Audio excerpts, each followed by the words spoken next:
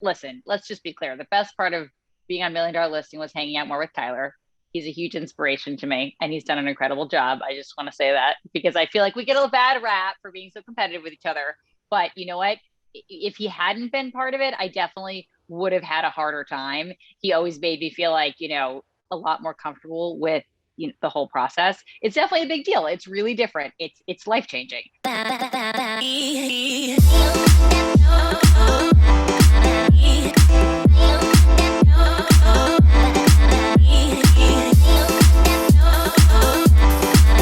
Welcome, Lab Coats. I have two very, very, very special guests. Kirsten, Tyler, I knew I was going to mess this up. Yeah. KJ. Wow. Yeah, let's call me KJ. Let's just do that. Let's do KJ. Better. I'm so bad with names. And Tyler Whitman. You guys are on my favorite TV show, Million Dollar Listing. I literally joined and got into real estate from watching the show. You guys might laugh, but Luis Ortiz was like my guy. Like I loved him. Today we're going to talk about Million Dollar Listing. We're going to talk about social media. We're going to talk about branding, and we're going to talk about real estate and how, this is a business and how you guys use all of these pillars to, live your life, to, grow your business and to, sell real estate. So KJ is out of Manhattan. She's with Douglas Elliman. If you watched the last season, she was with Compass, my brokerage. We have 3 different brokerages here in Manhattan. She's done over $3 billion in sales, over $100 million in new development. She's got a big personality. She likes to speed walk, and she really loves fashion. And she's got awesome style. KJ, welcome. Thank you. I love that $3 billion number. That's my team, by the way. I feel like I don't know if I can attach the 3B. Just to my name right now, but it's a great thrown out like crazy now. It's like the trillion is like the next new, everyone's throwing out. Yeah, exactly. If you haven't sold $1 billion worth of real estate, what's wrong with you? I hope my description is Tyler has sold hundreds of thousands of dollars worth of real estate. Tyler Whitman with Triple Mint looks amazing in riding horses. And what do you call those pants, Tyler? Caps? I was like, I look amazing in those things. What are you talking about? Wait, why am I blanking on the name of them? I don't know. But anyways, he's got a great smile. Look at that picture. He is in his 2nd season at Million Dollar Listing. He runs a huge team. He's got an awesome social media. I don't know if you're not watching Whitman's Wisdom, then you're in a rock, because I'm like picking up tidbits from there all the time. He just did an awesome video about broker commission for teams, which is like kind of like a taboo topic. And I think he really broke it down and made it simple. So we'll kind of get into that. And he also sells real estate in the Hamptons. Tons of personality between the two of these. I think we're going to have a lot of fun. And then there's me, racing to like kind of, be on that level, but you guys just leapfrogged me with that $1 million listing. I'm a broker with Compass. I have a 13-person team, about to do $100 million in sales this year, which is nowhere near what these two bosses are doing. But it's a pretty good business. I see a lot of deal flow go through. And I'm also the co-founder of Very Social, a social media agency that manages social media for agents. I do not manage their social media, although I did try to make a deal with KJ if I sold an apartment during the pandemic that I would do her social. I didn't sell the apartment, and I guess she's working with her brother. If you saw the episode, maybe she was just dangling that. When I saw the episode, I was like, wait, was she going to fire her brother and go with me? But, it's nice to just be talking with you guys. So I guess, KJ, you're new. This was your first season. You're new to, it was your first season, $1 million listing. How is the experience? How is, reality TV show? How did you adapt to, being on camera and running your business? Oh my God, that's so many questions in one. I would say listen, let's just be clear. The best part of being on $1 Million Listing was hanging out more with Tyler. He's a huge inspiration to me, and he's done an incredible job. I just want to say that because I feel like we get a bad rap for being so competitive with each other. But you know what? If he hadn't been part of it, I definitely would have had a harder time. He always made me feel like, you know, a lot more comfortable with, you know, the whole process. It's definitely a big deal. It's really different. It's life-changing, you know, to be in front of the camera. As a woman, you know, everybody's like, what was it like to be the first woman? I don't know if anybody would ask what it was like to be the first man. So that I don't know if there's like a really good answer to what the difference is between being a man on the show versus a woman on the show. But it was exciting, and it was life-changing and fun. And it definitely changed the way I look at the business completely, because I think a lot of us never think about what we're saying in front of our sellers as being something that is also going to be broadcast to like 160 countries. And so I think the way that I talk now, actually, you know, I have more thought into even the way that I present everything. And it also pushed me to go to the next level because of the fact that they picked me. And so them picking me made me have more confidence, and it gave me the confidence to start my own team. It gave me the confidence to invest in myself in ways I've never invested in myself. And I'm seeing the rewards from just treating myself like a star now. And I wish I'd done it 10 years ago. Yeah, no, and you're so funny on it and entertaining. And I actually learn a lot. I feel like, you know, I don't know if the show just gives you a boost to come up with these creative ideas, but I feel like both of you guys are such like marketers, and it really shows by, you know, the creativeness that you guys are doing with like selling real estate. Tyler, so what is it like being on $1 Million Listing? I'm going to just leave it open-ended. Go. Well, I mean, I share in literally everything that Kirsten said. Is, you know, it's a rocket ship, you know what I mean? You get on and it is guns a-blazing. And firstly, this season was a lot more special for me, having somebody, you know, because everybody else has been on the show for a while. They're super seasoned. I never really had somebody that I could call and be like, okay, here's what's happening and here's how I feel. And it was such a blessing. I mean, obviously real estate's competitive. We're up for similar listings. You know, we're all playing in the same ball field, but it was so nice to have somebody like Kirsten that I could just call and say, hey, does this make you feel like this? You know, because it does, you know, it definitely, you have to face your insecurities head on because it's going to be on camera. You have to be comfortable with like showing that. The biggest blessing for me is it opens up a lot of doors for your business, but what Kirsten was saying is so true. It is the biggest motivator that could have possibly happened, because, you know, all of these fear blockers that I have in my head about like, I'm not going to go for this listing or this opportunity, I had to crush through those, you know, and the show forced me to crush through those because you know, the show is not scripted. It's not fake. You know, they rely on us to tell them which properties we think will make good stories and good episodes.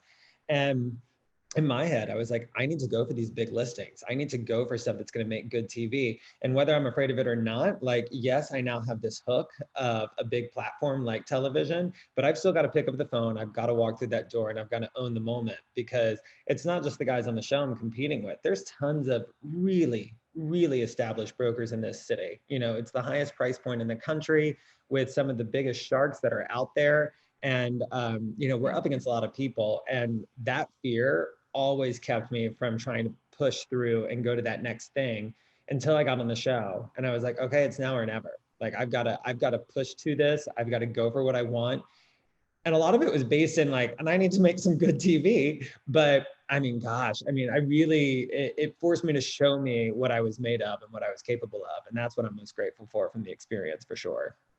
And I think it actually really shows, like what I like about you is like your emotions just really show. And, you know, I think taking the next step for agents like happens all the time. You know, agents might be in that like $1 million threshold, but they want to sell something for 5 million. And I think when you sold 172 Madison, you know, the seasoned brokers, they came in, they kind of gave you some shit. I think there was like a toilet bowl incident or something like that. But, you know, you ended up like, you know, persevering, selling the apartment. And I feel like that was like almost a stepping point of really like you taking that next step, getting higher price listings, and even like getting more listings and growing your team. Yeah, that was a life-changing moment for me, for sure. And super happy that it was caught on camera. And that video was so freaking good. Thank you. That is my favorite video that I've ever done. That one. Yeah, that was a great one.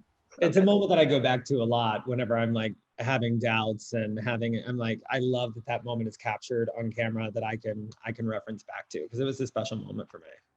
And I think like, I feel like we're all, as brokers, like we all have such stories to tell. And I think what's so exciting and so relatable to like the real estate industry is that like you're going through these trials and tribulations just like us. And it's just nice to see, and very relatable, the good and the bad. So let's talk about the cast. I know you two just seem buddy. You guys had a co-listing, you did a co-video together. KJ, like, what's it like working with like a Ryan Serhant and a Frederick and a Steve Gold? Like, you know, how is the relationship with the staff or with the other cast? The staff. The cast. I love calling them staff. I was like, I know. If only it felt like that. Don't call Ryan Serhant the staff. Sorry about that. Yeah, exactly. No, listen, I think both Tyler and I would agree that being put in the same category on a huge platform as the agents on the show is huge. And, you know, interfacing with them, being able to be in front of them, even though I think both of us have our own respective relationships with the cast that we had before getting on the show, you know, there has been something to be said for the fact that, you know, now, first of all, they have to answer my phone calls. I call anybody I call, they pick up my calls when I want to tell them about a new listing I have or anything like that, which I think is awesome. And also, like, you know, I get advice. I call them for advice about stuff all the time. And I actually feel like getting to know, you know, Frederick and Ryan, it's like, it's kind of how do you say it? It's almost like a cliche. Like, you know, they're really, really a big deal. They've been doing this for a really long time. They're so badass.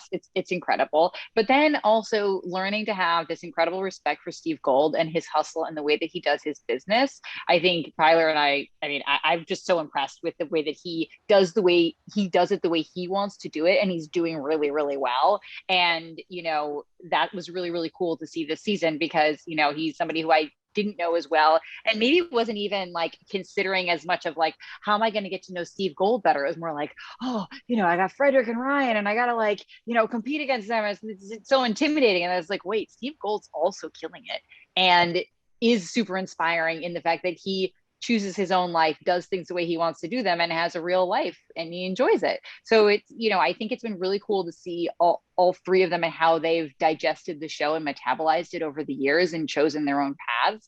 I admire Ryan and call him for advice all the time. I even am part of his, you know, Sell It Like Serhant mentorship program as a capstone agent, just because I'm really, really excited about what he's doing and how he's inspiring other real estate agents. And, you know, Frederick is, I say it over and over, he is a master of manifestation. I've never seen anything like it. He can create something out of absolutely nothing. That's amazing. And it's something that I wish I harnessed that power in myself more often, because he has clearly perfected it. Definitely. Yeah. It's a great group of people to be around and get inspired. So Tyler, like, does the cast, do they intimidate you or do they inspire you or really get your competitive nature going? They intimidate the hell out of me. Me too, by the way, all the time. A big difference in Kirsten's past and my past is that Kirsten has existed in the arena with these top players for a long time. You know, she was with Sabrina Saltiel forever, and then she was on Hudson Advisory, and so she was living in this world of super luxury real estate. And I joined it when they cast me on the show, you know, and so I felt like a total fish out of water. And it's interesting because, like, when I film with the other cast members, you know, we're just doing business. It's the only time I ever get nervous. I'm not nervous when I'm filming by myself for an event or with a client. But when I'm filming with the other cast members, I actually get nervous. You know, I'm like, okay, this is a moment. You know, I kind of have them on this pedestal. It got a lot better the second season, but you know, I deal with imposter syndrome in a major way. And, you know, and when I see their level of success, there's definitely a big part of me that is like, how did I get cast on this? Like, how am I playing in the same field as them?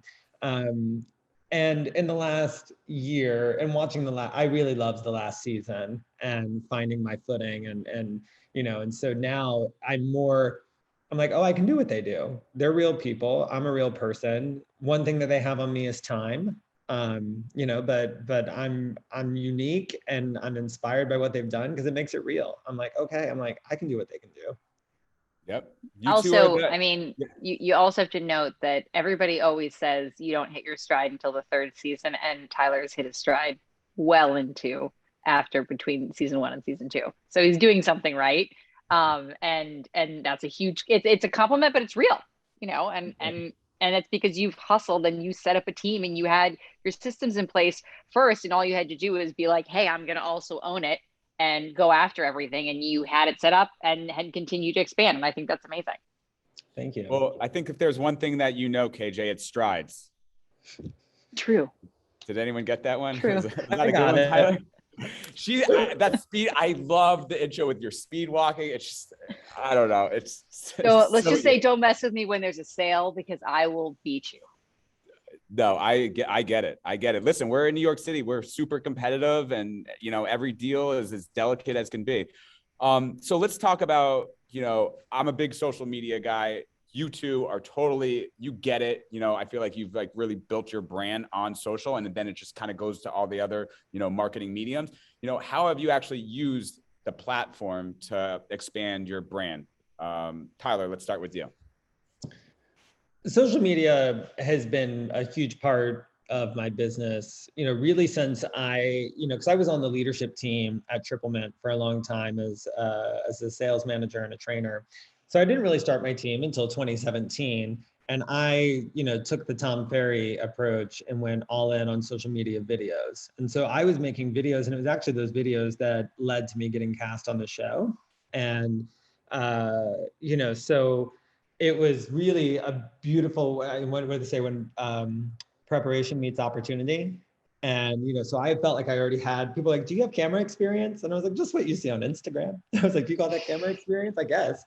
But that's honestly what you see on Instagram is a very similar experience to actually filming for the show. And what was really nice is when the audience of the show started to find me, and it's actually a much slower trickle than I thought, because I was like, oh, I'm going to be on the show and I'm going to get, 100,000 followers a week, and I'm going to be Insta famous. And like, that's not the case. You do get like a few thousand followers a week, which is awesome. It's so special, but it was like definitely a level setting moment.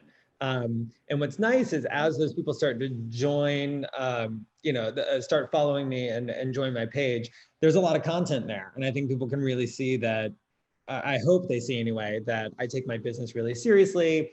And I'm very what you see is what you get.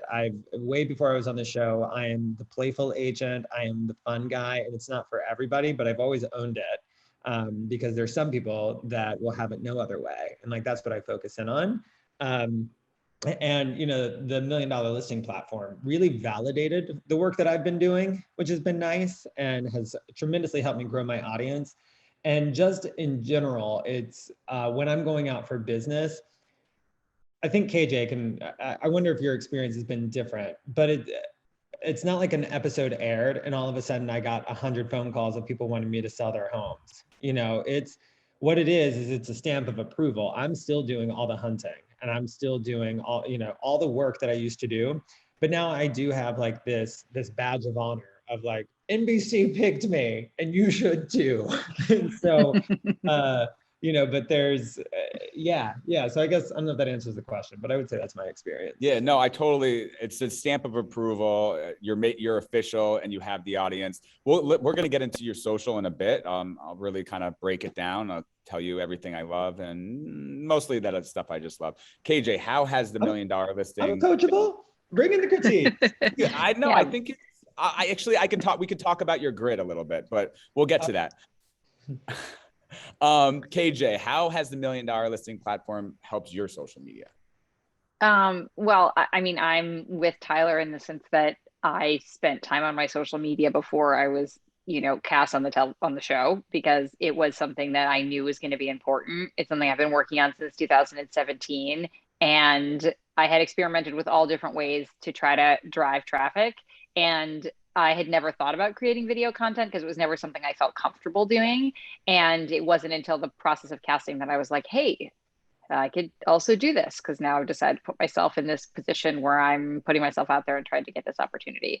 And what I've seen from the show is exactly what Tyler says is, when there's a specific scene that's better than, or the finale or something, I see, a big jump. I see more people coming in during something like that. Or if there's overlap, you definitely see a big bump in followers when there's overlap with somebody from the show. Like when I get a bunch of, if there's if I take pictures with another cast member or somebody else that's an influencer, definitely get a push from that because I have a great grid that they're already ready to look at.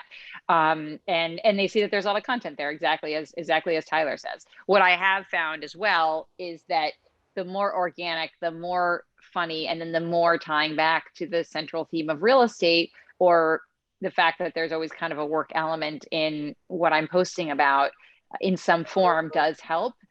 Clearly there's all kinds of, I'm really into health and wellness. And so that's something that I also post about because it is something I'm super passionate about. And I think it's a huge part of my winning formula to be able to do what I'm able to do is the fact that I really, really hold myself to a really high standard when it comes to health and wellness.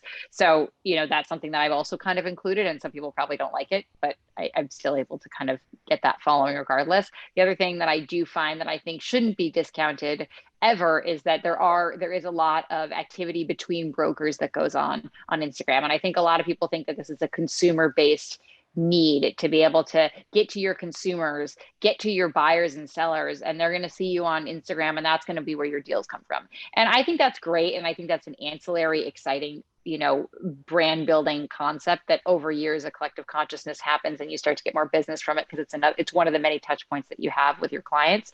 But I do find that the agent relationships that I've sparked from Instagram can be just as fruitful and just as profitable. I have listings right now that, I put some teaser pictures up, and the next thing I have a bunch of showings the next day with my, the closest brokers in my community that I'm doing deals with. And so that's something that I think, as brokers, we spend a lot of time focusing on outreach and a lot of time focusing on making sure that we're getting in front of the consumer, when the truth is that our best client in New York City, considering so many things are co-broked, is also making sure that you have a really great broker engagement. And I think that's something that, Tyler's clearly done a great job with as well, with his content that he's putting out there to teams and talking about how he's running things. And I think that's amazing. And I think for me, it's kind of a similar, the other angle that I've done is, the blog that I have that I drive people from Instagram to my blog talks about the way that I do my business, or the way that I, I'm structuring my life to be able to do what I'm able to do. And so that's kind of been full circle for me. And of course, I do try to use Instagram to drive traffic to my website because I would like to get those subscribers. I'd love to get that newsletter up to a certain number of people because that's another platform that's all related. Exactly. No, I mean, the $1 million listing platform has gotten you to like where both of you are role models within the industry. And, Tyler's doing a ton of videos for education for brokers. And, I think just getting referrals from brokers from Miami to San Francisco, and definitely, that broker community in New York City, when you post like a just listed or something like that, it's a great medium to connect with people. And then, I think you really start your base, like, you have like your pillars, which, it sounds like, health and wellness, fashion, real estate, your family. I think it keeps people entertained. Like, it sounds like social media is like your own, $1 million listing show. And then, the actual show is like the big platform. So what I do want to talk about, and we'll kind of go back and forth, but I think like the main, if we're really breaking down social media, it's like in-feed, it's stories, it's IGTV, and it's reels. And I think there's a different strategy that you need to go about for each medium. So KJ, why don't we start with like your in-feed? Like, how do you like your in-feed to look? How do you write your copy? How do you do your hashtags? Like, how do you want your vision of your in-feed to be? Or do you just post randomly? Well, I clearly don't post randomly. I think it's pretty obvious that I'm pretty calculated. So, and that's something that is evolving. I think the thing to embrace about this is I like to think of it like childcare, where something's really good for like 3 to 6 months, or even 3 to 6 weeks. And it's always changing, right? What works for your feed. And for me, I try to make everything sound like my voice. I do have a cadence for when my blog goes out. I have a cadence for when my newsletter goes out. I have a cadence for when, I put up, I try to keep some sort of a cadence for when my IGTVs go out. But if we're just talking about my feed, I try to keep it to something that's aesthetically pleasing, that's going to look good in the grid. And I also try to, toggle when I'm putting up video content, making sure that maybe it's up there for a couple of days, but then, overall keeping the grid a certain way so that I like look at my grid and I feel good about it. But I am also like hugely aesthetic when it comes to this stuff. And I do spend a lot of time analyzing it. And the other thing I really try to do is make sure it sounds like my voice. I think the thing that's the hardest with this is that I stress about captions. I do, because, we try to come up with because of the fact that we have a cadence for what I'm doing, we come up with captions in advance, and then the captions come up and I look at them when they've been posted. And sometimes I'm like, I hate that caption now that I actually see it up. And so what I've realized is that I'm really trying to keep it to my own voice, which is super succinct. It's kind of sarcastic or silly. And it's not something that's like very preachy, even though I think when I start to write them to kind of, batch the content so I can focus on other things and not stress about this in the middle of the day. Sometimes when I go back, I still have to like take a look at it before it goes up, because when I actually look at the way it's going to look, it doesn't really rub me the right way. So I think it's kind of a living, breathing beast that you're constantly toggling with. So I guess that's the best answer I have about my feed, and that I focus on the way that the grid looks. And I also focus on the idea of like whatever goes up there is very different than the stuff I'm putting in stories. It's really, pieces that have some sort of relevance, that maybe refer to a listing or something special, always with a picture of me in it, or something that's going to get the best engagement, because I don't really get any engagement unless I'm in the photos. So, and we see a huge difference in the engagement there. So that's something that we think about a lot when we're planning. So what percentage of your feed are you trying to make real estate versus like lifestyle? I mean, really, it kind of goes with what kind of content we've captured. I am trying to capture content as frequently as possible. And so that's something that, I think there's, in telling all my secrets on this, I would say the hardest part of this is coming up with quality that at least it catches people, because you don't want to put something really drab up there. And then there's also about the composition of what that looks like. So I would say I try to stick to trying to hit all the pillars at some point every 10 days to 2 weeks. And so that's kind of how we think about it. So like sometimes we'll look at the calendar and I'll say like, we need like 2 real estate posts in here, because this is like really a little bit too, lifestyle-y. Or, hey, like we've gone too far in the real estate direction. Like, let's throw in something that's lifestyle here. And so and clearly there's no science to it. So we're just going with what people are resonating with. Yeah, no, I love your grid. I think it really fits you, and it's aesthetically pleasing. Like that's the first thing that people look at before they follow you. Tyler, your grid.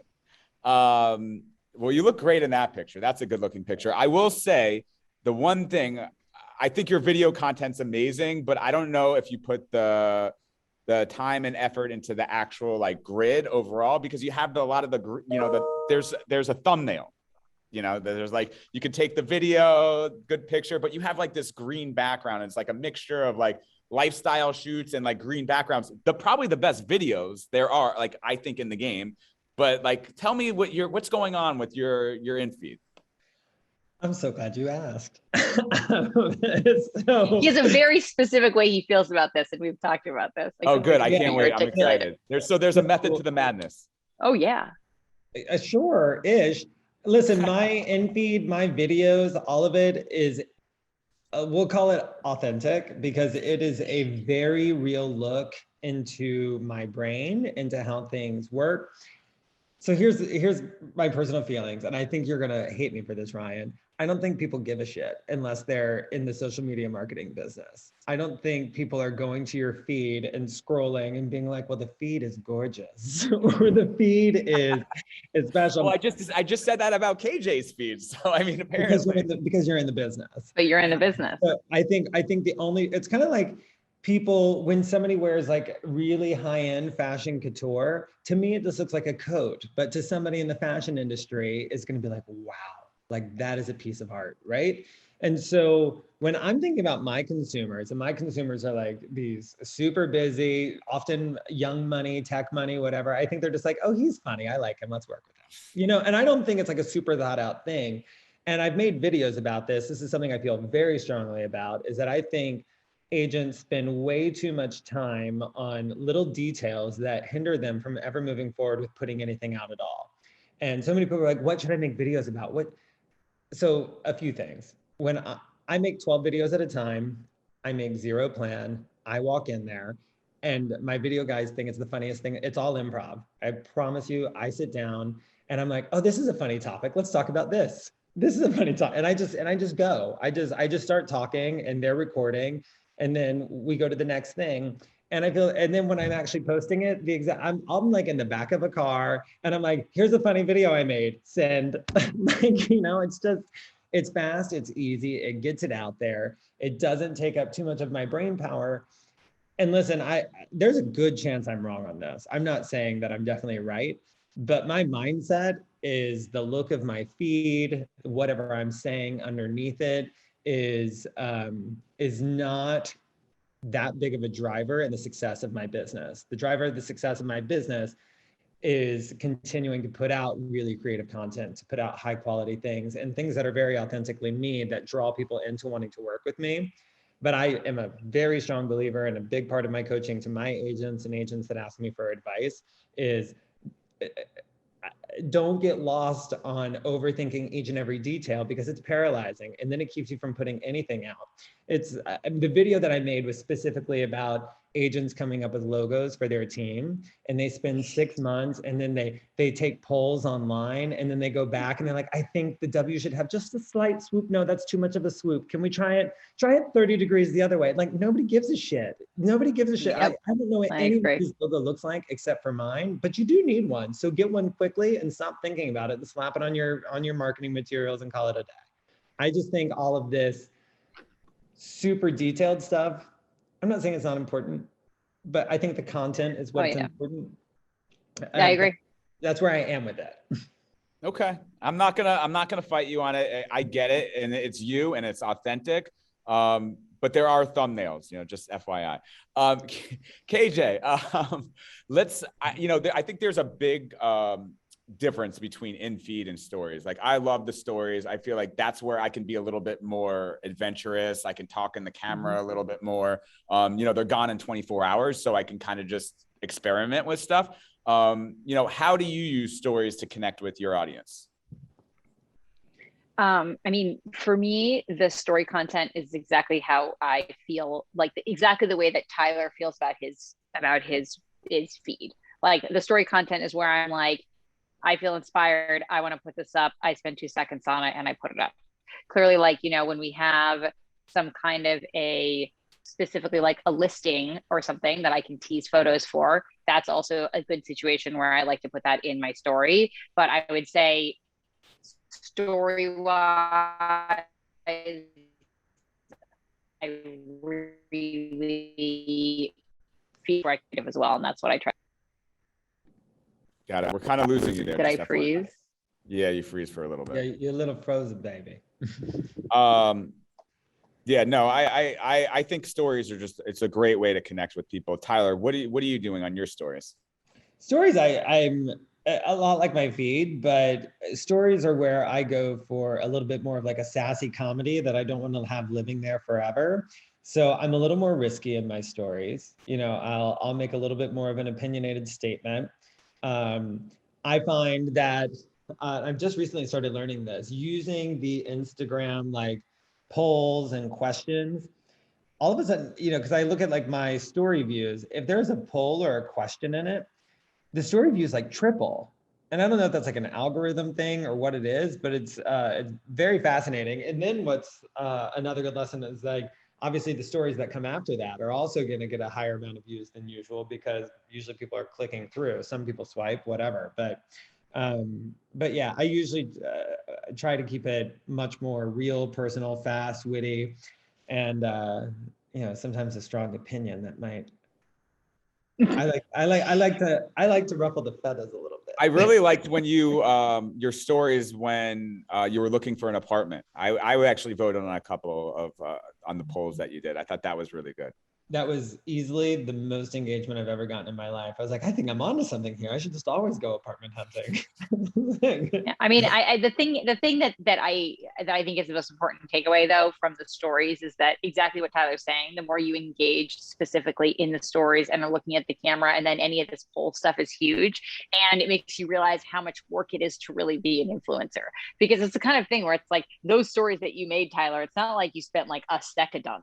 You're like talking to the camera and then you're like posting it up and then you're making your little caption thing and all that. And granted, you probably didn't spend a ton of time, but still, if you had to do that 3 times a day, every day, like it becomes like a almost a nuisance. Mm-hmm. And I would say like for me with my stories, it's the kind of thing where I do try at the end of the day to go through my photos and put stuff and just think of anything that I did that day that I could put up, or any photos that anybody sends me that I can just use in my story, because it's a great recap and it is easily my most engagement is from stories. Yeah, I agree. And that's how I get the conversations going. That's how I'm engaging with my friends, my followers, my sphere of influence. I have a question for you. And maybe, I don't know if you guys are going to do this, but I wanted to hear what you, for the broker community, would you ask for business on your social media? Would you be like, hey, are you looking to sell, rent, or buy? You know, DM me today, I could help you. Or like, you know, look at this house. Like, would you buy it? Like, would you specifically ask for business on your social media? KJ.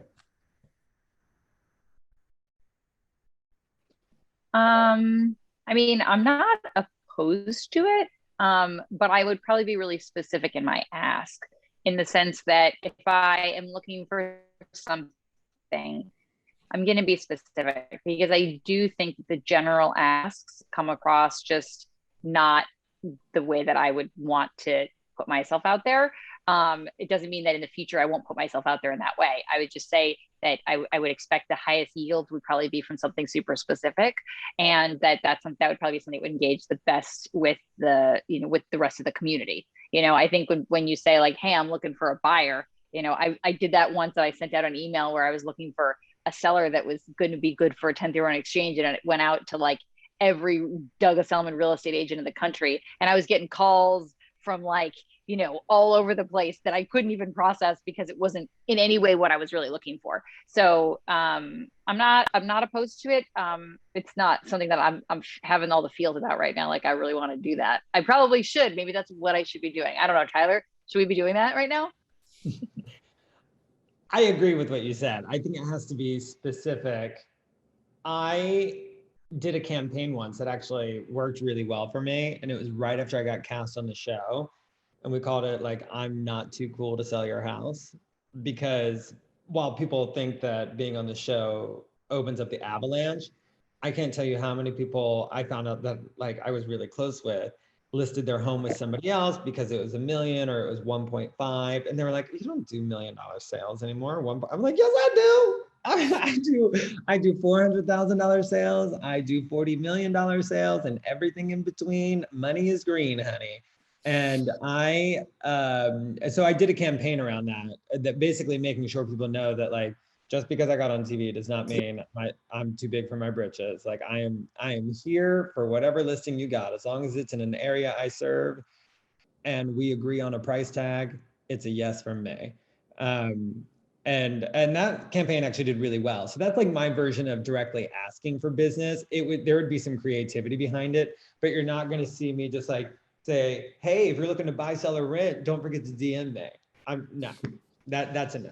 But if there's like an interesting, cute campaign, then I'm in. Yeah, no, I totally agree with you. And I think that's it was a mastermind class, and I was like asking for business or not on social. So I'm really, thank you for your opinion. I think the last topic that I really want to get on, I think is probably the most important, and I think that's where social media is really going towards, is video. You know, there's IGTV, there's Reels, there's TikToks, there's YouTubes. But I think we should really just focus on like the content creation side, like the videos. KJ, you know, what's your strategy? How are you coming up with videos? Are you like a genius like Tyler, who's just makes content with a camera in front of him? Or are you a little bit more strategic, you know, that has like a plan in place, that has a team, that has creatives? Like, what's your strategy? So I feel like I have to shout out to all the moms out there that are being told that if they don't do a bunch of reels or a bunch of video, then they're never going to have a good Instagram following. Because I feel like I had somebody audit my platform the other day and give me a bunch of unsolicited advice. And it was all like, hey, and you need to do all these reels and you need to do all these videos. And if you don't do all these reels and these videos, we're going to be able to, you know, get the audience and the engagement that you want. And I wanted to punch them in the face, because I feel like, as somebody who's working as hard as I am, when somebody starts to tell me like, the only way you're going to be able to do this is if you do all this extra work. And I thought to myself, like, who's going to make these reels? Because if you're really doing these reels, it's actually a lot of work, to be honest. And I think that, you know, Tyler, I jumped on Tyler's bandwagon. I use the same people that he used to create the, you know, the talking to the camera content that I do. I don't think I've made any form as close to how good Tyler is at it, but it definitely was great, and I batched it. And kind of that, like, of that idea where if you can find a way to batch it and create a bunch of content that's amazing, and when it comes to the rest of you're not doing content, I think that figure to do that for you editing, that makes it not. KJ, you're breaking up here. Hello. Oh, she got frozen on a pretty smile. All right. Are you like Ryan Serhant? Because, you know, he's got the reputation of like one take Ryan. Do you know that, right? Oh, I actually did not know that, but my nickname is One Take Whitman, which has a better ring to it, just so you know. So wait, you're not going in there and like, you're not like, all right, I'm going to talk about these subjects. Like, I want to, like, you're literally just winging the whole thing. Winging the whole thing. He has more talent, more raw talent. And you're not even like an actor background. Like, you're just a real estate guy that's doing this. No, I was a waitress, and then I was a real estate agent, and that's my resume. I bet you'd be fun with that though. What kind of food?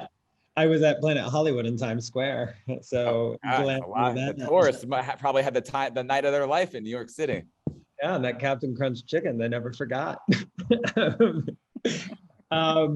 You know, the only thing I'll go in with is a theme. You know, so I've known on the last couple of seasons that I wanted to switch my audience over to agents. That was definitely a very calculated thing I did. But I was like, oh, I'm just going to start giving advice on lessons that I've learned. And then in the second season, and then from that, I got a ton of questions about how I actually operate my team. And I was like, well, that's a great theme for next season. So this season, I just made it about how I operate my team. And I could probably make 3 seasons off of how I operate my team. I mean, I'm only like, I actually need to post one as soon as we get off of here. And then we just filmed a ton of content in the Hamptons. And so about my Hamptons business and the launch out there. And so we did an impromptu 6 episodes about expanding to the Hamptons and what that was like and the challenges I faced there. So there's usually just like, they're themed, but no, they're not, beyond that, it's me sitting down and just say, you know, we can bust them out pretty quickly. I can usually do a whole season in like 2 hours. The thing that we used to put a ton of thought into, and still like, so the commercials obviously require a lot of production and pre-planning. And then the listing videos used to also require a lot of pre-production and planning. And honestly, it was just taking too much of my time as I got busier and busier and more listings. I was like, this isn't sustainable. And the most genius thing that I pat myself on the back for are these dance listing videos, because they're so easy. I have never made listing videos faster in my life. We always come up with we come up with it on the spot. You know what they remind me of? I'm nervous. Ellen DeGeneres like talk show. I feel like you have like the Ellen moves. I love it. Listen, I love the videos too. I'm like, you know, you just like dance around, you prance around, you go up the stairs. It shows the apartment. It shows your personality. You know, I think it's great. My favorite part about good listing videos like that is like when you open that door, like the buyer already feels connected with you. And it's so fast. We go in there. I usually, because we want to have a reason why I'm there. But we come up with that on the spot. We're like, why are we here dancing today? We just come up with like a quick little bit to get us into the apartment. And then I literally go into every room and I dance for about 30 seconds and they film it. The actual filming of the listing video takes me, I'm not exaggerating, 10 minutes. I'm in and out. And then they stay back and they take some beauty shots of the apartment for the B-roll, and we had done. And it's fast, it's efficient, it gets a lot of engagement. It takes very little of my time and it has a big impact. And like, that's how my brain is starting to work now, is like, how can I do things that are, and that all started, by the way, because my big dream, I'm trying to manifest being cast on Dancing with the Stars. And so I thought if I made dancing part of my brand and really tried to steamroll it, I'm just putting it out there. I would love to be on Dancing with the Stars if anybody here is connected. That's totally going to happen. That's happening. I really believe it for you.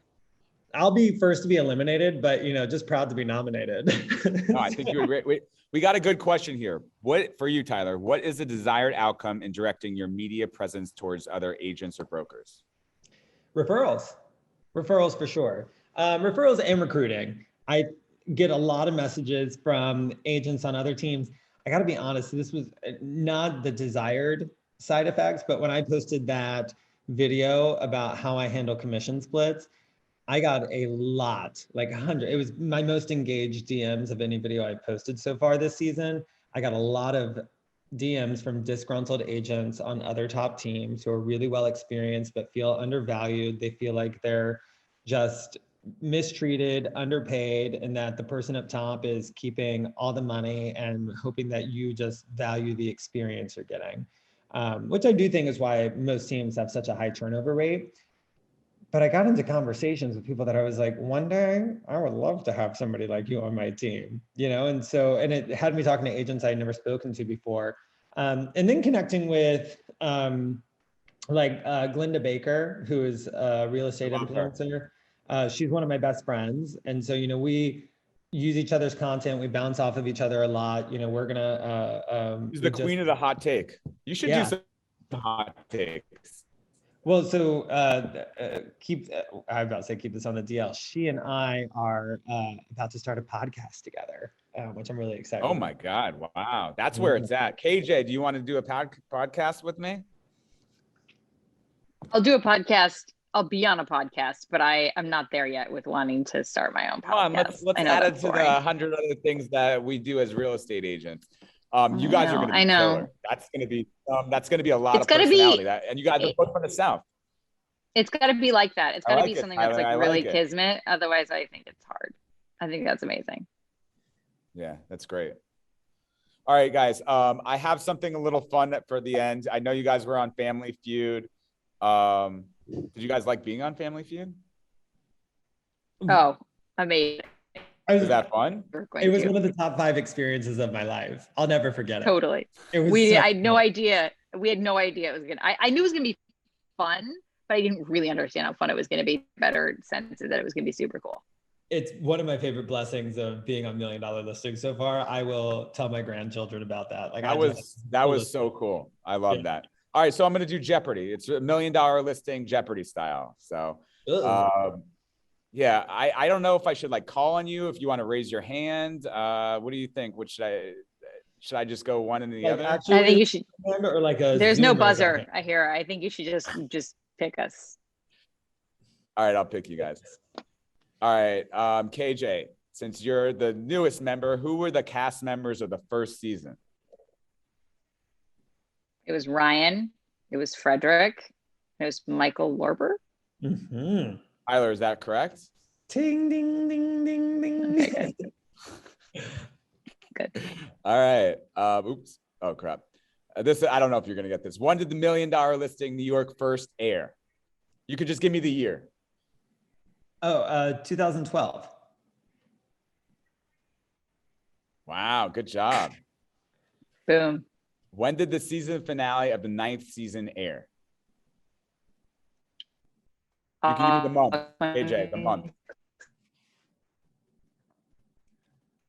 Uh-oh. She froze. Tyler. Did we lose me? Did you lose me? Yeah, what'd you say? August 26th. August 26th. Wow, good job. All right. How many different cities was $1 million listing shot in, Tyler? New York, LA, San Francisco, and Miami. All right.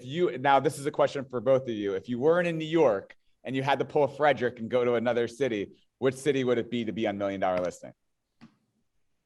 Any city. It doesn't have to be. You can go to any city in the Hamptons. Oh yeah. Is that coming soon? If I had anything to do with it, sure, but no, I don't have that kind of power. It could be anywhere in the world, KJ. I go to Milan.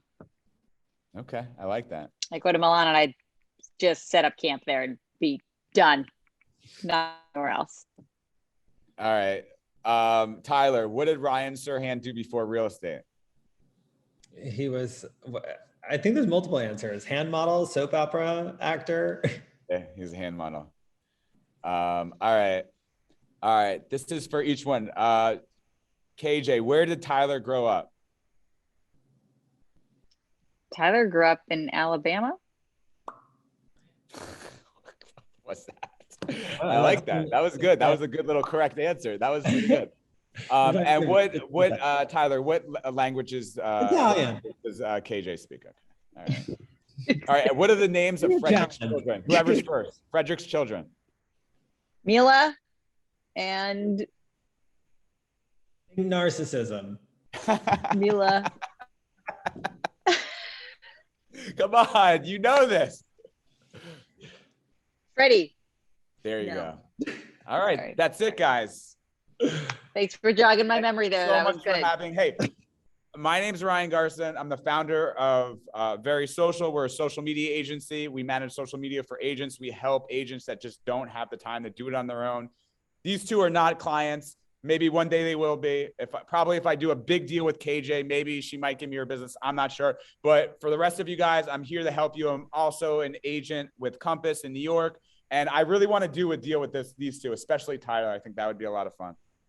Oh, me too. Yeah, co-listing if you'd like to do a double whammy already. So. With the co-listing, I might have a buyer for that one. Actually, I'm gonna actually send that to a buyer. That's a dream. Is that still on the market? That listing?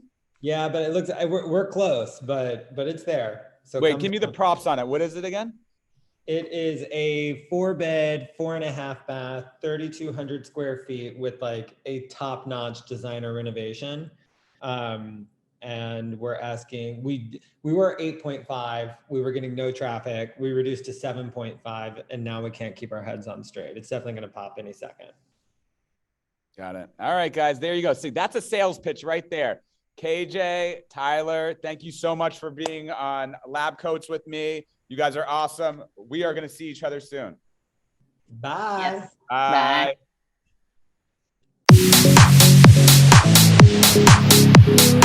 Bye.